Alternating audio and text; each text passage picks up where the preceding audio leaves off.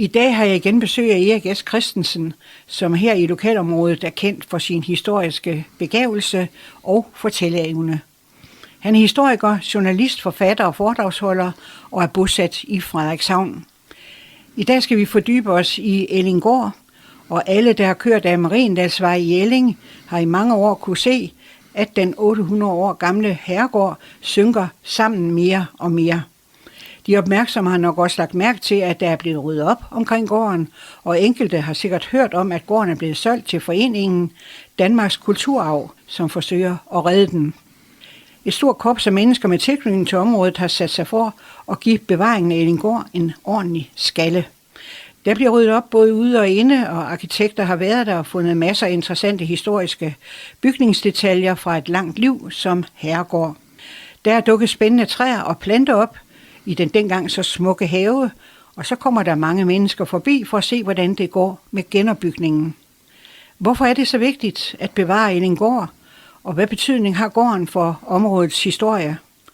Det er lidt af de uforløste spørgsmål, jeg sidder med i den her podcast, så derfor er jeg glad for at kunne byde velkommen til dig, Erik S. Christensen. Velkommen, Erik. Ja, tak skal du have. Hvor langt skal vi tilbage for at nå til Ellinggårds histories begyndelse? Det ved jeg ikke, men vi skal rigtig langt tilbage. Vi har nok i hvert fald 1406. Det siger A.P. Gårdbo. Men jeg har nu en fornemmelse af, at vi skal meget længere tilbage. Og hvis vi skal så langt tilbage, som jeg tror, så skal vi jo nok tilbage til vikingetiden. Her i 2012, der blev der jo fundet en meget stor skat fra vikingetiden i vores område. Den var sådan på kanten, eller på grænsen imellem de der to store laguner, som var sejlbare helt frem til middelalderen. Altså både den ved Roholm, som A.P. Gårdbo han insisterer på, den hedder, og ikke Roholm, og så den det der er foran Lerbæk i dag. Så jeg tror, vi skal rigtig langt tilbage. Vi skal tilbage måske til vikingetiden. Men det er noget af det, som vi skal bygge. Når vi bygger vores sådan teori op om sådan noget, så skal vi have fat i stednavnene og stednavneforskningen. Og det er jo straks lidt vanskeligere, fordi de første stednavn, som vi støder på, de er jo fra 1200-tallet. De er jo nogle, vi har langt de fleste af dem har vi fra Kong Valdemars jordbog fra omkring 1245. Og det er jo så igen det, man kan sige, det er jo så der, hvor de er skrevet ned, men stednavn har eksisteret længe før. Hvis vi ser på sådan en navn som bare Elling, så har det ikke noget som helst med fugle at gøre. Det har noget med træer at gøre. Det betyder faktisk stedet med elletræerne. Der er vi altså tilbage til det her med, når vi snakker om Elling og Ellinge, så er vi tilbage til i hvert fald jernalderen, tiden lige før vikingetiden, hvor vi sådan kan sige, så gammel er navnet Elling i hvert fald. Og når man så også kigger lidt på noget af det andet, der sker omkring Elling, så er det jo sådan, at man har jo fundet et middelalderskib i lagunen foran Elling Kirke. Altså jernbanebroen til mod Strandby. Man har fundet et middelalderskib nede omkring Frederikshavn, som formodes at have været på vej ind i den her lagune. Og A.P. Gårdbo, han skriver rent faktisk også, at man har fundet skibsplanker ved Roholm, eller ved Roholm, som han insisterer på at kalde det, ved det, der hedder Havnehøj. Og Havnehøj, det er ude ved Nørregård. Så der har altså været nogle aktivitet rigtig, rigtig mange år tilbage. Men hvem er ham, A.P. Gårdbo? Andreas Peter Gårdbo, han var bonde. den lærte bondesøn ude fra Ålbæk. Det er, når man slår op i stort set alt, hvad der findes af litteratur og historie omkring Vendsyssel, så dukker A.P. Gårdbrugs navn op. Han var frimurer, og han var gårdejer og kom ud fra gården Sønder Gårdbrug ude i det, der i dag hedder Ålbæk Plantage. Og han har altså simpelthen beskrevet hele Elling og Råbjerg Sogns historie, og derudover så har han jo også fortalt rigtig meget andet. Han er en spændende person, fordi han jo ikke tog et nej for et nej, og han var, som sagt, så var han bonde. Det vil sige, at han havde stort set ikke nogen uddannelse. Det vil sige, at han havde det, man sådan lidt sådan kunne kalde en skolelæreruddannelse, og han var det, man kaldte for løbedegn. Så han var altså god til at læse også. Og den kloge smed ude fra Ålbæk har nok hjulpet ham en hel del med hans historiske opgaver. Så han er rigtig spændende, så han ved rigtig meget. Også nogle ting, som vi andre i dag måske kun har fra ham, fordi mange af de kilder, de eksisterer, som han har haft fat i, eksisterer simpelthen ikke mere. Så derfor støtter vi også en del til ham. Men altså tilbage igen til Elling, ikke? Fordi når vi ser på selve Elling, så er det jo lidt underligt, at man har placeret en kirke ved Elling.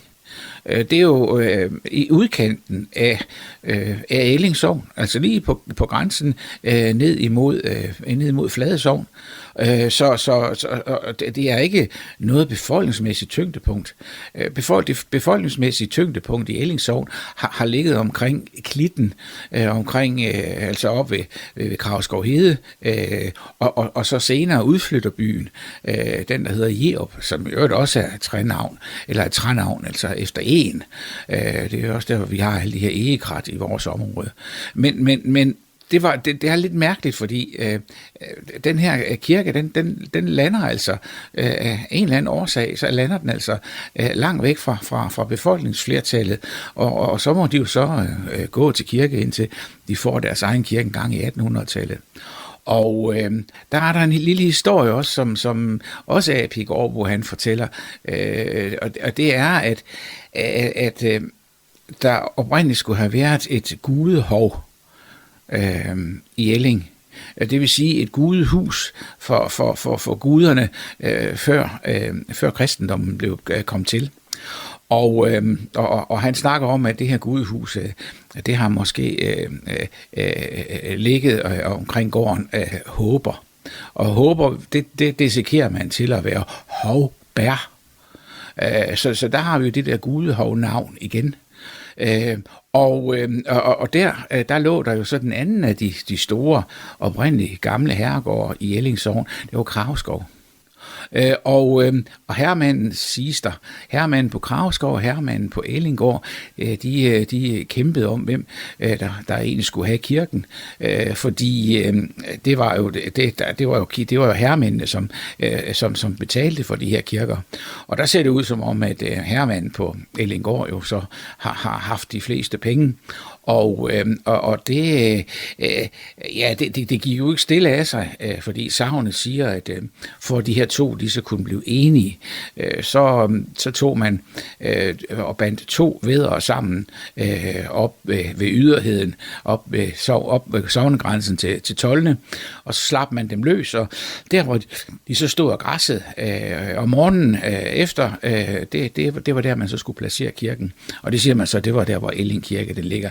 Det er selvfølgelig en sagnhistorie, den er sjov, den kan fortælle, hvorfor Elling Kirke ligger der, men jeg tror nu mere, det er jo fordi, at der har været en meget, meget velstående herremand omkring Ellingård.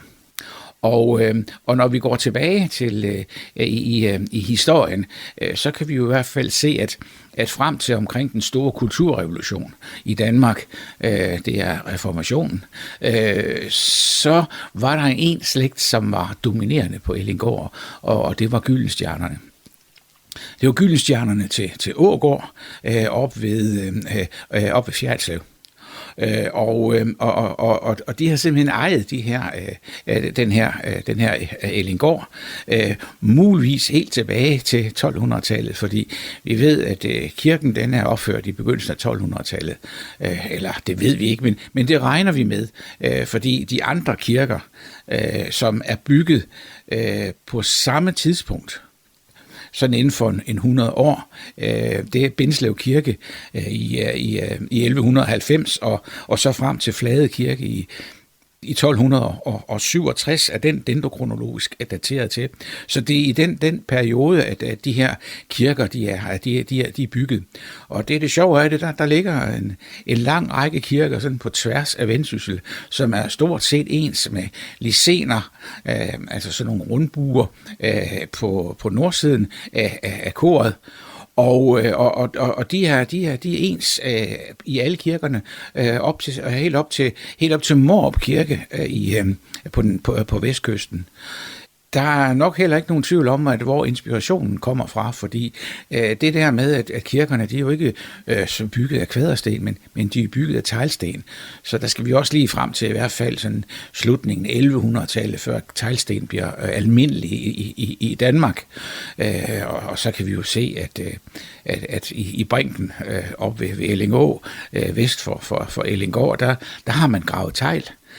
Og det har man gjort også til stenene til den her nye store kirke, som blev bygget i Elling med et kæmpe tårn, som man kunne se langt til havs, hvilket for mig at se, så betyder, at den har været sømærke og skulle vise, hvor det var, at skibene de kunne sejle ind og lægge til. Men hvor var grænserne i Elling Sogn dengang? Jamen, de er jo omkring, de er omkring Kolden Å, altså hen omkring, altså omkring jernbanen til Hjørring. Der var de gamle grænser. Og det var ikke bare, dengang var det ikke bare en sognegrænse, dengang var det også en herredsgrænse. Dengang der lå de gamle herreder, de lå på tværs af Vendsyssel. Sådan så, at det, der lå nord for Kolden Å, altså for jernbanen, det var Vennebjerg Herred, eller Horns Herred, og det, der lå syd for, det var Vennebjerg Herred. Og hvad er det nu, herredet det er? Et herred, det er jo en enhed, som vi næsten har glemt i dag, men det var en administrativ enhed, som Danmark var inddelt i. Først så var de mindste enheder, det var sognene, og så kom herrederne. Og i gamle dage, der var det jo sådan, at herrederne, de var væsentlige i forhold til den retslige administration, sådan så at købstaden i Frederikshavn, den var ud over at være købstadsret, så var den også ret for Horns Herred. De her fire gamle herreder i Vendsyssel, de udgjorde jo så Vendsyssel. Og der er jo ikke ret langt op til Kvissel, og lige uden for Kvissel, der ligger der jo en gård ved et gammelt teglværk, der hedder Sysselhaven. Og Sysselhaven, det har man sådan en idé om, at det måske nok har noget at gøre med sysselmanden. Og sysslerne, det var den måde, som Jylland var opdelt i. Ikke Sjælland og Fyn og Skåne og Halland og Blekinge, men altså den jyske inddeling, som man så mener igen er en inddeling sådan efter den gamle kongemagt. Jerslev og Jerslev Herred skulle betyde det sted, hvor jarlen han bor. Og jarlen kunne jo sådan set godt være en lokal udgave af en konge i Vendsyssel, sådan så at det er sådan nogle gamle kongedømmer. Men nu kommer vi jo lidt væk fra Elling og fra Ellinggård igen. Men de her ting ikke betyder jo altså, at der har været et administrativt centrum, og med kirken har der altså også været et religiøst centrum, og så et retsligt centrum, kan man sige. Det har der måske også været, fordi et par hundrede meter nord for Ellinggård, der ligger gården Lohmandshave. Og Lohmandshave, det betyder man til at skulle betyde lovmandens have, altså lovmandens gård. Og en lovmand, det var jo så ham, som var den lovkyndige i sognet. En lært bonde for eksempel, som kendte lovgivning og som kunne dømme i retssager. Men det er jo stadigvæk igen, så er det jo nogle af de der ting, som vi ikke ved. Det eneste vi ved, det er altså, at slægten Gyldenstierne ejede Ellingård, og sandsynligvis så tilbage til begyndelsen i hvert fald 1200-tallet. Men hvor stor en bevaringsværdi har Ellingård efter din mening? Jamen, Ellingård har jo en stor bevaringsværdi, fordi det næste, det er jo så, at når vi så skal se på Ellingård, altså selve det, der ligger over jorden, som er ved at falde fra hinanden i dag, det er jo sådan set et forholdsvis nyt Ellingård. Det er fra 1600- eller 1700-tallet. Men nede i kælderen, der er en kælder, som er bygget op i munkesten, som sandsynligvis er brændt i nærheden af Ellingård og taget fra leret langs med Ellingå. Og sådan en kælder på Ellingård, når man kommer ned i den, så er rummet det er domineret af en kæmpestort åbent ildsted, og hele kælderen er sådan set, den oprindelige del af kælderen, er indrettet til stejers, og det vil sige køkken. Og det her med et stejers og et køkken, det er jo noget, man begynder med også deromkring år 1100-1200. Det er noget, som man indfører fra klostrene, og der har vi jo en del klostre her i Vendsyssel, altså der er både i Sæby og i Børglum. Og der indfører man simpelthen køkkenet, som man kaldte et stejers dengang, til at servicere herskabet. Så derfor mener vi, at den allermest interessante del af Ellingård, sådan rent historisk, den begynder selvfølgelig i bunden. Det er nede i kælderen. Alt det andet er selvfølgelig også spændende og interessant, men altså kælderen viser formentlig, at her har vi at gøre med en måde at lave et køkken på, som er førreformatorisk, og som sagtens også kan gå tilbage til 1200-tallet. Prøv lige at fortælle, Erik, hvor præcist finder man Ellingård? Ellingård, den finder man lige op og ned af Ellingå, op ved det område, som man også kalder Mariendal, op ved Elling Plantage, og hvis man går langs med åen fra kirken, så kommer man lige op til den gamle mølle, Mariendals mølle, og hvis man går bag omkring den, så finder man Ellingård lige bagved. Og ellers, når vi så også skal se lidt på Ellingård, så er det også spændende, fordi de her Gyldenstierne, de boede der ikke selv. De drev deres gårde ved hjælp af væbnere eller foder, og deres væbnere, det var også det, de kaldte for svende, og det man i vikingetiden kaldte for en hirt. Det vil sige herremandens absolut mest tro tjenere. Og dem har der så været en del af. Og jeg skal love for, at de har været trofaste, fordi det kan man se, de har været nogle af dem, at man har sendt ud sådan på bissetogt og banket de andre lavadelsmænd, som ikke ville underlægge sig Gyldenstjernernes regime i Nordjylland, fordi de var ikke bare en store herremænd, de her Gyldenstjerner, de var også landets marsk. Jamen, hvor boede de, hvis ikke de boede på Ellingård? Jamen, de boede hjemme på Ågård, oppe ved Fjerdslev. Og de var mægtige. Altså marsken, det var det, man i dag vil kalde for krigsministeren i en regering, eller forsvarsministeren. Så det var magtfulde mennesker. De var også gift ind i slægten op ved, omkring Asdal, omkring Bannerne. De var i slægt med hinanden. Så de har siddet utrolig meget på magten, og dermed så har de underlagt sig kæmpe store områder. Og det gjorde de jo sammen med Valdemar Atterdag. Og Valdemar Atterdag, han så sådan ligesom igennem fingre med, at de sådan tog rigeligt af gårde sådan til sig. Man har en opgørelse over den store Mourits Gyldenstierne, over hans antal af gårde. Han havde langt over 500 fæstegårde. Og en 4-5-6 store herregårde rundt omkring i Danmark og i Skåne. Noget, som han selvfølgelig havde fået også blandt andet igennem ægteskab, fordi dengang der brugte man sine børn til at skabe alliancer med andre slægter og til at udvide sin magt, som jo i den grad lå på jorden. Men vi ved ikke så meget om det her med, hvornår at Gyldenstiernerne på Ågård kom til, fordi alle papirerne på Ågård, de brændte. Det gjorde de i 1441 under det store bondeoprør. Det er der, hvor vi som mellemboere får vores egen selvforståelse. Det var dengang, at man kæmpede mod kong Christoffer, den anden af Danmark, og lavede en vognborg op ved Husby, et par kilometer væk fra Ågård.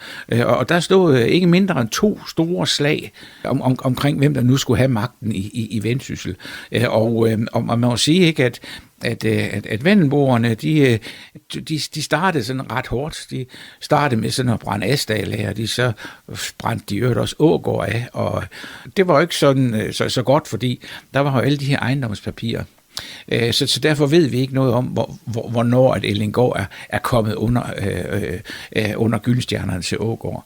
Men vi ved fra Mourits Gyldenstiernes datter, som er det eneste overlevende barn. Altså hun får efterhånden styr på hele hendes formue, og den lærer jo i gård og herregård, og der er den bliver opgjort til over 500 store bondegårde og en 5-6 store herregårde rundt omkring i hele Danmark.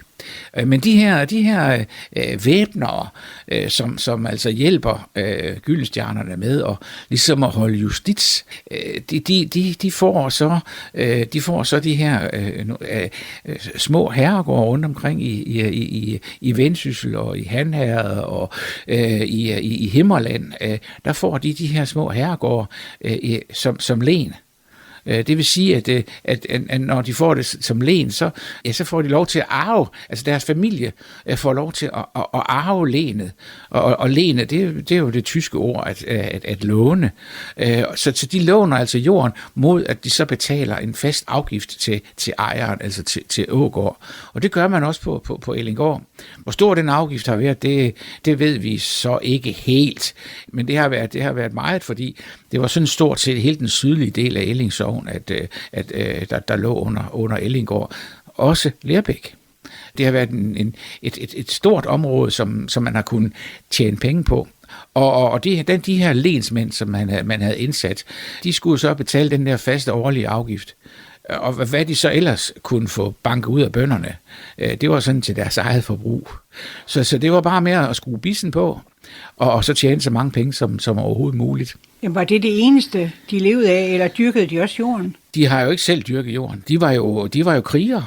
De skulle jo stå, altså som adelsmand skulle man jo stille med en hær. Så derfor var de krigere. Og det var dem, der ligesom var foder, skulle sørge for, at bønderne de bestilte noget, og at der kom penge i kassen. Så de her lensmænd, de havde så Ellinggård frem til sådan omkring reformationen, hvor den sidste af Gyldenstiernerne solgte sin gård videre til en af svigersønnerne. Og så starter der sådan set et nyt kapitel igen, op igennem 1600-tallet, hen i slutningen af 1600-tallet, der kommer der en mand på Ellinggård, der hedder Jørgen Bille. Jørgen Bille, det er jo måske ikke så meget hans gård, men i hvert fald så er det hans datters gård. Han havde selv nogle gårde andre steder også i landet. Jørgen Bille, han var embedsmand. Han var en af dem, som var meget inde omkring kongen, og han brugte sådan Ellinggård som gæstested, hvor at sådan forskellige folk, de blev inviteret til at bo, indtil de kunne komme til Norge. En af dem, der kom på Ellinggård, det var Tordenskjold. Allerede før han hed Tordenskjold, altså før han blev adlet som Tordenskjold, men han hed Peter Wessel. Og der kongerne kom jo også og besøgte Jørgen Bille, som endte med at være amtmand i Aalborg. Og han var virkelig en magtfuld mand. Det var ham, som da Tordenskjold han fandt ud af, at man skulle prøve at se efter, om man ikke kunne komme til Norge. Kongen ville jo gerne have, at der var en fremdrift i hæren under Store Nordiske Krig. Og at det betød jo så, at der skulle flyttes en hel masse soldater fra Danmark til Norge. Og det bedste sted at gøre det fra, det var fra Fladstrand. Da Tordenskjold han så er på Ellinggård, så aftaler han jo så sammen med kongen og Jørgen Bille, at nu skal man så lave det første egentlige havneanlæg ved Fladstrand, sådan så at man kunne få de her 30.000 soldater og deres heste og alt deres trods og så videre, at man kunne få det med ombord, sådan uden at man behøvede at ro mændene og deres heste ud i små robåde. Det er ikke så sjovt. Og slet ikke, fordi det var jo januar måned, de skulle overflyttes til Norge i. Så alt det blev jo så aftalt på Ellinggård, og Tordenskjold var der, og kongerne var der, kongen var der. Det har været sådan meget, meget sådan indsted. Blandt andet den Løvendal, som jo var Tordenskjolds chef, og ham, der så potentiale i Tordenskjold. Han boede et stykke tid på Ellinggård hos Jørgen Bille. Jørgen Bille, han var sådan måske sådan også sådan lidt af en lidt en øjentjener, fordi det kunne godt være, at han sådan synes, at det var fint det der med at skulle stille med soldater og sådan noget. Og dengang der var det jo sådan, at man stillede de her soldater af sine egne bønder. Og Jørgen Bille, han synes, at det var lidt træls, hvis han skulle tage sine egne bønder ud af produktionen. Så derfor så gjorde han det, han kiggede sådan papirerne igennem. Så hvem har jeg givet løbepas? Og løbepas, det vil sige, at hvem har fået lov til at flytte andre steder hen? Altså, hvem af mine bønder har fået lov til at flytte andre steder hen? Og der var det jo sådan meget normalt, man kun lige gav faren løbepas. Men havde han nu børn, så mente Jørgen Bille, at børnene, de havde ikke fået løbepas. Så de skulle tilbage til Ellinggård og være soldater, fordi så kunne han jo tage arbejdskraften fra en anden godsejer. Det var ikke så populært, må man sige, men det var sådan en af de måder, man sådan kunne komme lidt udenom tingene på. Desuden så siges det også, at man skulle passe på kysten, så der skulle jo være vagthytter, hvor man kunne tænde et bål, hvis nu fjenden kom, så man kunne se og komme i sikkerhed. Og de skulle så være der langs med kysten. Men byhytterne, de var der godt nok, men Jørgen Bille, han mente ikke, det var nødvendigt altid, der skulle være en vagt der. Så det var sådan lidt problematisk omkring ham. Han endte jo også med at være spøgelse op i Vrå Kirke. Hans datter ejede jo også Vrå, og da han blev gammel, så flyttede han op til datteren og blev passet derop, og så da han døde, så fik han så sin røde kap med sig i kisten, og hvis den bliver fjernet, så begynder han at gå igen, og det er vist nok sket nogle gange, siges der, i hvert fald hvis man tror på det. Jamen de krigere eller bønder, hvordan blev de trænet op til at være krigere? Jamen det gjorde de jo om søndagen. Hvis man læser Erasmus Montanus, Holbergs skuespil. Der ved man jo, at der var der jo efter gudstjenesten om søndagen. Søndag eftermiddag, der var der træning af soldater ved kirken. Og det var den måde, man trænede soldaterne på. I hvert fald tilbage i 1600- og 1700-tallet. Senere så blev der selvfølgelig, da man begyndte sådan at lave et decideret hær, så blev der selvfølgelig indkaldt, og så skulle man så andre steder hen og uddanne sig. Men altså oprindeligt så var det sådan en landmilits, der havde sin våben, og også derhjemme havde de ikke gevær, så havde de høtyve. Så det har heller ikke været nogen særlig velbevæbnet her, men det var den måde, man gjorde det på i mange år. Så var det så herremands opgave ligesom at stille med det tungrytteri, og man siger, at der skulle jo rigtig mange penge til for sådan at holde sådan en rytter med fuld udrustning og våben og hvad der ellers skulle til. Det kost sådan omregnet sådan lidt lige så meget som kampvogn koster i dag. Så der skulle en god økonomi til at være med i den her krigstjeneste. Men så sker der jo så det ikke, at man jo så efterhånden, så kommer der så andre til os på Ellinggaard. Og noget af det, som er lidt sjovt, det er, når vi så kommer op. Nu har vi jo så lige været igennem 1700-tallet og Tordenskjold. Og når vi så kommer lidt længere frem i tiden, ikke, så kommer vi frem til Englandskrigen. Og Englandskrigen var jo sådan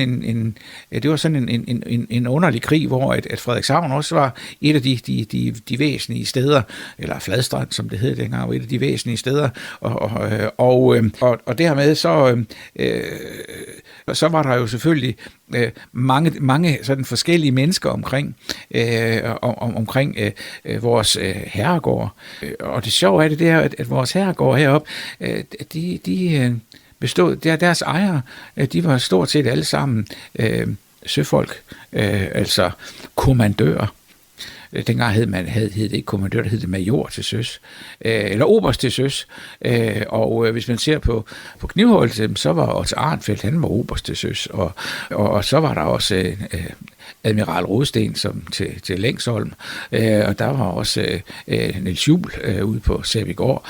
Så der har været rigtig mange sådan flådefolk i vores område. Men Englandskrigen var også en lidt anden tid, fordi i 1700-tallet, altså under Store Nordskrig, hvor Tordenskjold han huserede i Kattegat udenfor, der havde man en flåde i Danmark. Det havde man ikke efter 1807, hvor englænderne de simpelthen havde taget den danske flåde efter slaget over ved København, og var draget af med den danske flåde. Så tilbage så var der sådan set kun robåde. Og i Fladstrand blev der så placeret en robådsflotilje, det vil sige en 8-9 robåde, som skulle ro ud og tage kampen op imod de engelske orlogsfregatter og hvad der ellers sejlede af engelske skibe. Fordi englænderne de sejlede jo ned igennem vores farvand. Det var vigtigt for englænderne, fordi England kunne ikke brødføde sig selv. Så derfor så var de nødt til at hente korn i det baltiske område, og derfor så skulle de forbi her. Og de havde så en masse spændende varer med sig. Pudersukker, kaffe, vin, te og hvad der ellers var. Det havde man så med sig. Og det var selvfølgelig noget, der var godt at få fat i, fordi Danmark kunne jo ikke rigtig få fat i det, fordi den danske flåde var væk, og man kunne ikke få forbindelse med Vestindien og så videre, hvor man havde sin koloni over. Så derfor så måtte man finde på noget andet. Vores købmænd, de blev sørøvere. Og en af dem, der var sørøver, det var Frederik Christian Udby, som ejede Ellinggaard omkring 1811, der under Englandskrigen. Han var sammen med en del andre. Der har de simpelthen lavet et firma, der hed Vendsyssel Kaperrederi.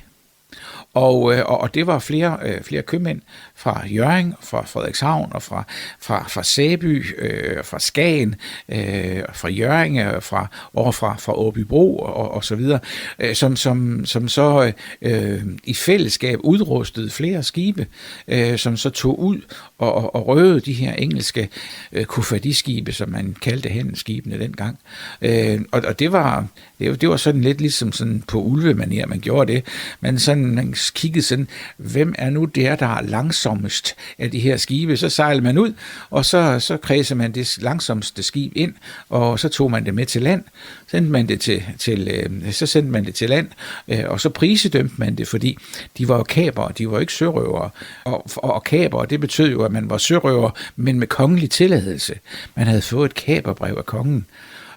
Og på den måde kunne man så holde økonomien i Danmark i Danmark kørende.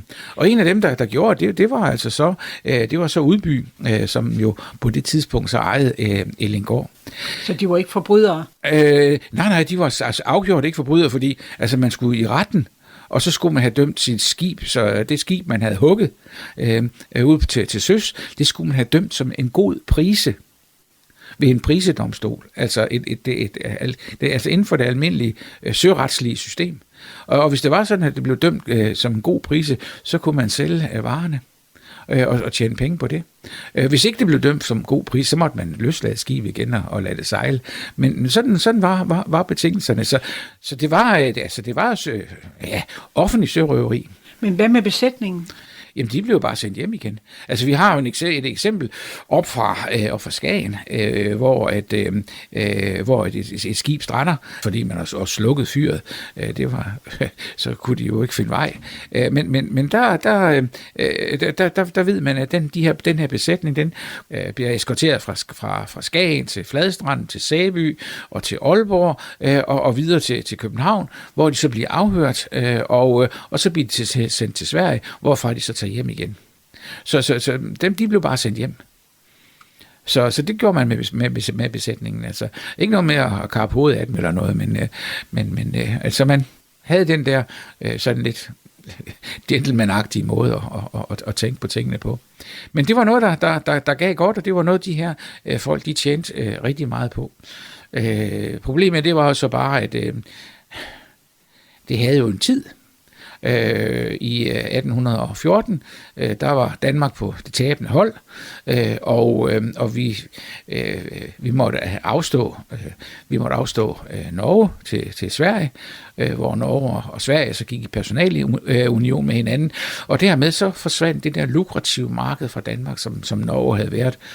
Desuden så var det heller ikke nemt at sælge varer til englænderne, fordi englænderne havde været igennem også en voldsom krig, som Danmark havde, så der var ikke sådan den store økonomi, sådan, lige sådan umiddelbart efter det første år, man får sådan i begyndelsen, eller omkring 1837 får man så penge igen, og man begynder sådan at kan handle. Men det betyder jo så også, at de her herremænd, som jo har købt de her gårde, det har de jo gjort med to formål. Det er jo, at dels så skulle man tjene penge på dem. Det var sådan, at Danmark jo var blevet sådan et kapitalistisk samfund i 1788, hvor bønderne gennem landbrugsreformerne fik lov til at købe deres egen jord af herremændene. Så det vil sige, at dem, der så havde råd til at købe de her ejendomme, altså de her store godser, og udstykke jorden til bønderne, der var omkring, de var sådan set, kan man sige, vindere. Men problemet, det var jo så, at der gik hul af statskassen der i 1813, og Danmark gik sådan set teknisk bankerot. Kongen kunne ikke sådan betale det, som han skyldte sine kreditorer, så skete der også det, at blandt andet en gård som Ellinggaard måtte underlægge sig staten. Det vil sige, at der var ikke engang penge nok til, at ham, der ejede gården, han kunne betale sine skatter til kongen. Så han måtte så afstå jorden, og Det var jo egentlig ikke nogen skam, fordi stort set 15% af alle danske godser på det tidspunkt måtte gå i betalingsstandsning og blive underlagt den danske stat. Og så var der så nogen, der var rigtig heldige og købe de her godser, mens de var frygtelig billige, og så begyndte der jo så at ske noget igen efter 1837, hvor kornet det begyndte at komme op i pris igen, og man kunne sælge af det. Så var der nogen, der selvfølgelig tjente rigtig mange penge på det. I slutningen af 1800-tallet, der gik det sådan lidt nedad igen af bakke for landbruget, og landbruget må så finde på noget nyt. Og det var simpelthen at omlægge landbruget fra korn til animalsk produktion, altså til køer, til at lave mælk og til at lave kød og til at lave ost og smør og så sælge det til englænderne. Fordi englænderne, de købte jo heller ikke så meget af det danske korn, da vi kom hen til i slutningen af 1800-tallet, fordi på det tidspunkt, der var den amerikanske prærie, der var den blevet opdyrket, og det var meget, meget billig korn, man kunne banke op af jorden på den amerikanske prærie og sende til Europa. Og det kunne man så, fordi man også havde fået noget nyt, man havde fået nogle nye transportmidler, man havde fået skibe i stål, og så med dampmaskiner, så man var jo ikke uafhængig af vind og vejr, når man skulle fragte frem og tilbage over Atlanterhavet. Så derfor måtte den danske bonde så tænke om og begynde at lave det, som vi kender som andelsbevægelsen, som jo kommer til at skabe mejerier, skabe slagterier og så videre i Danmark. Og samtidig så er det jo heller ikke længere adelen, som køber de store godser i Danmark. Det er ganske almindelige folk med penge, og hvis man ser på Ellinggaard, så er det en, der hedder Kæler, som køber i 1827 køber Ellinggaard, og han kommer op fra Længsholt, men hans hustru, hun kom ind fra Frederikshavn. Hendes far hed Frans Ybersax, og han var en af de rigeste i Frederikshavn. Han ejede Hirsholmene blandt andet. Han betalte også for sådan stort set for anlægget af fæstningen. Han betalte også for den første del af det store havnebyggeri nede omkring Donners Rev, altså det der i dag hedder Paradiskajen, og så Havnegade. Så hendes far var vældig ved muffen. De har tjent en hel del på den her Ellinggaard, og det har selvfølgelig været rigtig spændende. Det er også nogenlunde samtidig med, at vi sådan begynder sådan at se den Ellinggaard, som vi har deroppe i dag. Indtil sådan et sted mellem 1812 og 1850, der var Ellinggaard trefløjet, ligesom i øvrigt Lerbæk også var. Altså havde en sydfløj eller havde en østfløj og en vestfløj, og så et åbent anlæg ud imod avlsgården, som jo så havde det modsat, et trefløjet anlæg med åbning hen imod herregården. Så det var et smukt barokt anlæg, som lå der. Hvad fordel skulle det have? Jamen det er jo bare fordi det er flot. Det var kosmetisk. Det var sådan den måde man lavede tingene på. Det var det skulle se sådan ud. Så var man, det var den barokke tid, hvor det skulle se sådan ud. Også på det tidspunkt man begynder sådan at lave haver, prydhaver, frem for kun at have haver til grøntsager. Men den her herregård, den stod altså i 3 fløje, og jeg var så heldig at få lov til at oversætte, eller transkribere hedder det, fordi det stod på dansk, fra gotisk håndskrift og så til almindelig nutidsdansk, hvad der stod i sådan en brandtaksation. Fordi det var jo sådan, at man jo efter de store bybrande, der fik man jo kongelig brand, som en tvungen forsikring, som kongen indførte, og det samme gjorde man for almindelige landbrugsbygninger. Det er så det, der hedder almindelig brand i dag. Det er også derfor, at deres direktører, de hedder branddirektører og ikke direktører. Men de her forsikringsselskaber, de skulle altså opkræve tvungne brandforsikringer, og det skal man jo den dag i dag. Du har også her i dit hus, der har du en brandforsikring, det skal du have. Men det at kunne gotisk skrift, hører det med til at være historiker? Det gør det, ja. Det er sådan det er den måde man skal læse det, man kan læse sine kilder på. Hvis ikke man kan det, så er man lidt ildestet. Men altså igen, ikke, det er jo et spørgsmål om øvelse. Bare tage kirkebøgerne, ikke, så kan man jo sådan begynde at øve sig selv. Men de her brandtaxationer, den der brandtaxation fra 1812 var rigtig interessant, fordi den fortalte om det her trefløjede anlæg. Den fortalte om, hvordan bindingsværket det var opført. Den fortalte om antallet af stuer.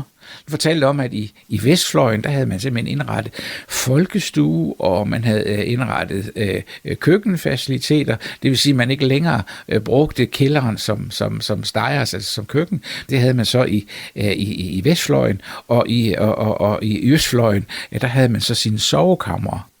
Og så har stuehuset, det har så stået sådan udelukkende sådan til herskabets eget brug, mens at tjenende ånder, de har været i Østfløjen, og de har været i Vestfløjen. Er målet så med den her restaurering af Ellinggård, at alle de her ting, de bliver genskabt? Nej, det er det ikke. Altså, det er det ikke. Altså, det kan man selvfølgelig vælge at gøre, hvis man vil det, men der er jo mange ting i det.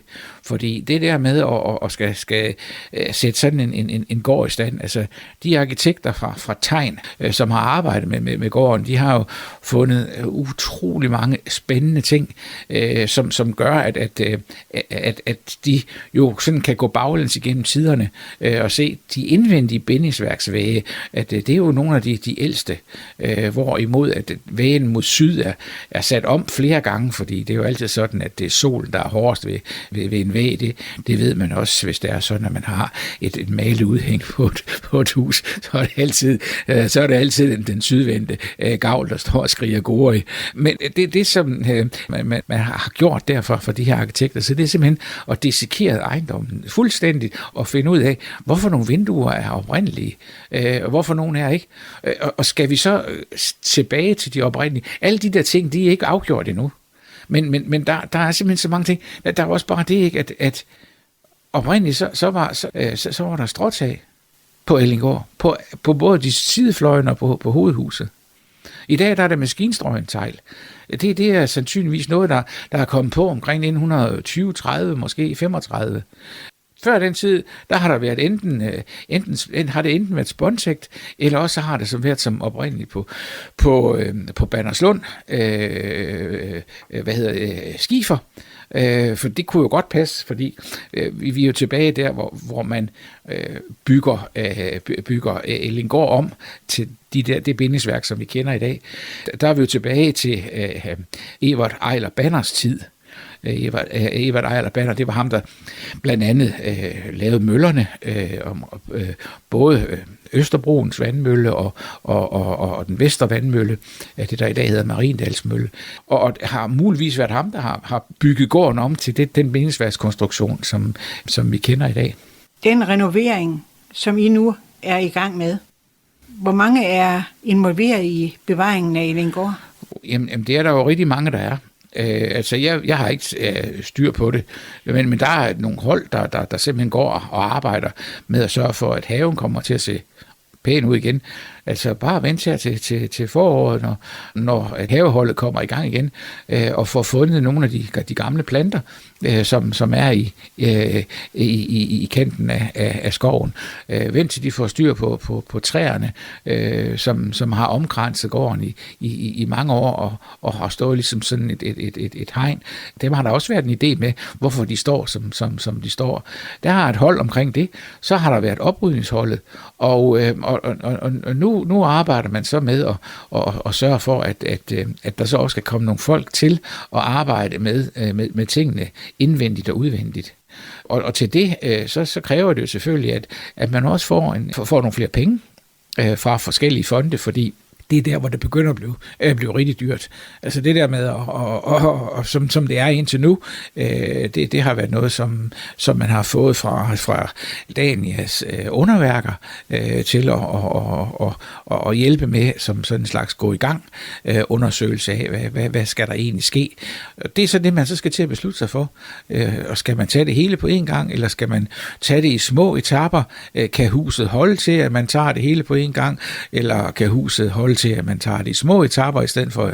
Altså, alle de der ting der er nogen, som man så skal til at arbejde frem imod her i de kommende par år, indtil at det forhåbentlig her i 28 eller sådan noget, 7-28, kommer til at stå færdigt. Men Danmarks Kulturarv, de køber bygningerne, men en lokal støttegruppe er den store opbakning til det. Men er gården ikke fredet? Nej, gården er ikke fredet. Jeg prøvede for en hel del år siden på at få gården fredet, men det ville det særlige bygningssyn, det ville de ikke gå med til.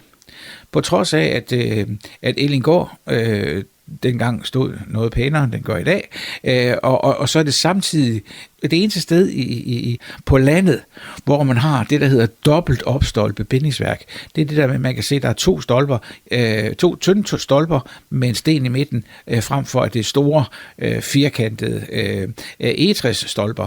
Så har man så fundet en lettere konstruktion, fordi selvfølgelig, at der har ikke været så meget træ at gøre godt med her i Vendsyssel, specielt ikke i 1600-tallet efter både kejserkrigen og svenskerkrigene, hvor de danske skove blev forhugget. Det er også på det tidspunkt, hvor man har de store ødegårde, hvor der er sandflugt og sådan noget, fordi der ikke er noget til at holde sandet tilbage. Jamen, hvad er Danmarks Kulturarv? Danmarks Kulturarv, det er en forening, som har sådan en fondsstatus, hvor man så får penge til at købe gamle ejendomme op og istandsætte dem. Det er sådan forskellige mennesker, som har interesse i det. Det er professorer, det er ingeniører, det er arkitekter, som har lavet den her forening. Og så får de så samlet penge sammen til at overtage nogle af de her sådan mere eller mindre håbløse kulturminder, der står specielt i Jylland, fordi det er jo her, hvor vi desværre må sige, ikke, at staten ikke har været alt for god til ligesom at bakke os op i at bevare vores kulturarv. Så det prøver de på at råde bod på, simpelthen igennem den her forening, ved at få fondsmidler tilknyttet, som så kan bruges til at sætte de her ejendomme i stand. Men ligesom alle andre steder, er man nødt til også at have den lokale opbakning. Den lokale opbakning er utrolig vigtig for sådan et projekt. Jamen, hvor mange frivillige er tilknyttet? Det har jeg ikke talt på, men det er rigtig mange. Der er også rigtig mange, der har købt folkeaktier. Ja, hvad er en folkeaktie? En folkeaktie, det er jo sådan det er, at man får et stykke papir på, at man har betalt til Ellinggård, og dermed støtter Ellinggårds bevarelse. Er det kun materialer, man får hjælp til, eller er der også nogle arkitekter og så videre, som skal have betaling? Altså, man har jo haft de her 2 arkitekter fra Tegn. Dem har man haft ansat til at på fondsmidler til at gå ejendommen igennem. Det har været et kæmpe arbejde at få den gået igennem og se, hvad er der af originalitet, og hvordan hænger huset sammen. Men hvad er din opgave i den forbindelse? Min opgave, det er sådan set bare at lave historien. Så du skriver simpelthen historien om Ellinggård? Det gør jeg, ja. Og det er på frivillig basis? Det er det. Og hvor tit mødes I? Jamen, altså jeg ved ikke, hvor tit de andre grupper mødes, men vi mødes, og vi har så arbejdet i vinteren igennem, ikke? Det er jo ikke så slemt, men historiegruppen har mødtes siden en gang i efteråret, en gang om måneden. Og dem, der restaurerer gården, hvor tit mødes de? Jamen altså, i hvert fald en gang om ugen, tror jeg, når nu det er sådan, at vejret er til det. Og du siger, at det er en tidsramme på, at det skal stå færdigt inden for en årrække? Jamen altså, jeg tror, man siger 27 eller 28, man gerne vil have det færdigt. Men vi får se. Det kan også godt være, at det bliver lidt før, det kan også være, at det bliver lidt senere, men kommer jo også igen an på, hvor hurtigt man kan få skabt de her penge sammen. Hvad tanker har man efterfølgende om gården? Hvad skal den bruges til? Det er jo så det, det er jo så det spændende af det. Fordi den måde, som blandt andet underværker arbejder på, ikke, det er, at tingene skal jo kunne være i drift efterfølgende. Det vil sige, at der skal en indtægt til. Der skal komme en månedlig, en årlig indtægt, der skal sørge for, at de penge, man putter i til at bevare gården, få den bygget op, at de så kan fortsætte den her bevaring. Og det kan være mange forskellige ting, man kan putte ind i sådan en ejendom. Man kan måske forestille sig, at der er nogen, der skal have en lejlighed der, så kunne de jo måske også passe haven. Man kunne også forestille sig, at man kunne lave noget forsamlingshus-agtigt, sådan en slags Ellings forsamlingshus. Man kunne forestille sig, at der måske kom noget lokalhistorie ind i bygningerne også. Man kunne måske tænke sig, at der blev lavet noget refugium. Man kan jo sige, at Elling er benået af en rigtig dygtig forfatter, Hulda Lytken, som var født ude i Holmen, og der kunne man jo så sige, at der kunne det måske være en idé, og så lave sådan et refugium, hvor at kunstnere så kunne komme og skrive. Så alle, der er frit valg på alle hylder. Når man kører fra Elling af op mod Ellinggård, så er der en lille smal vej. Kunne det ikke have en betydning for, hvis man skal ligesom have nogen til at komme på gården? Jo, altså jeg ved da også, at Frederikshavn Kommune er ikke særlig begejstret for den bro, der er over Ellingå, op ved Vestermølle, altså Mariendals Mølle. Men den har jo også sin egen historie. Den bro kommer jo ned fra Østerbroen, altså ned fra X-Elbyg. Der er de gamle brolandinger fra den gamle jernbane, den gamle smalsporede jernbane. Og der siger man siger i hvert fald, at 100 folk fra Elling og Strandby, de hankede op i broen, tog den af sine hængsler, da man havde flyttet jernbanen der i 24, og så bar man broen op. Så derfor er broen ikke særlig bred, og jeg ved, at der snakker man om, at man måske godt vil have en lidt bredere bro, fordi det er lidt slemt, når man kommer på cykel, og så der kommer noget modkørende. Så det er jo nødt at der er for mange cyklister, der falder i åen, ikke? Og jeg tænker på, hvis der skal mange forbi for at komme op til Ellinggård, ja, så kunne det blive et problem. Ja, men det jeg tror som ikke, det er jeg tror ikke, det er altså jeg tror, det problem, det er ligesom ved alle andre herregårde, fordi man skal også lige huske på, ikke, at der er jo altså de her alléer og trægrænser og sådan noget, som jo er en hel del af kulturmiljøet. Erik, din egen involvering i projektet, det går jo igennem din historieinteresse. Hvad skal det mynde ud i? Er det en bog, eller? Foreløbig så kan man jo se, hvor langt vi kommer med at skrive om Ellinggård. Det kan man jo se på www.ellinggård med bolleå.dk. Siden den er åben, så det er bare at gå ind og kigge. Og så har vi også en YouTube-kanal, som også hedder Ellinggård, så det er bare at gå ind og kigge på dem. Jo flere, der går ind, jo bedre. Så I er blevet meget moderne? Vi er blevet meget, meget moderne, ja. Også fordi det er jo også en lidt sjov måde at gøre tingene på. Vi kan skrive en bog, mens vi gør det. Altså, mens vi kigger på gården, ikke? Og her til sidst, Erik, kan du så runde historien om Ellinggård af med lidt vise ord? Altså, ikke andet end jeg kan sige, at Ellinggård jo er vigtig for vores forståelse. Altså, hvis nu man ser på bondeoprøret i 1441, hvor at de vendsysselske bønder fik tæsk, så står der der, at bønderne fra Vendsyssel, de stod fast, de ville ikke fly. Så der kan man sige, der har vi jo, altså der har vi vores stolthed fra. Altså det er virkelig noget, der har haft betydning i for os vendelboer. Det er også derfor, jeg plejer også at sige, ikke, at jeg er ikke glad for at være vendelbo. Jeg er heller ikke stolt af at være vendelbo. Jeg er taknemmelig. Så der ligger den der stolthed, og det er jo så den der tradition, man kan sige, der bliver holdt ved lige ved at vedligeholde sådan en gammel herregård. Så fortiden er vigtig for vores fremtid? Jamen altså, hvis ikke at vi passer på vores fortid, så kan vi jo risikere at glemme, hvor det er, vi kommer fra. Prøv at tænke dig, hvis det var sådan, at man hver gang man skulle have suppe, så skulle man til at opfinde den dybe tallerken. Det ville være trist, ikke? Og derudover, så er det jo også sådan, at når man restaurerer noget, så er det jo også meget mere miljørigtigt, end at rive ned og bygge op. Så derfor bare det, at gøre det, er en god ting. Argumenter står i kø.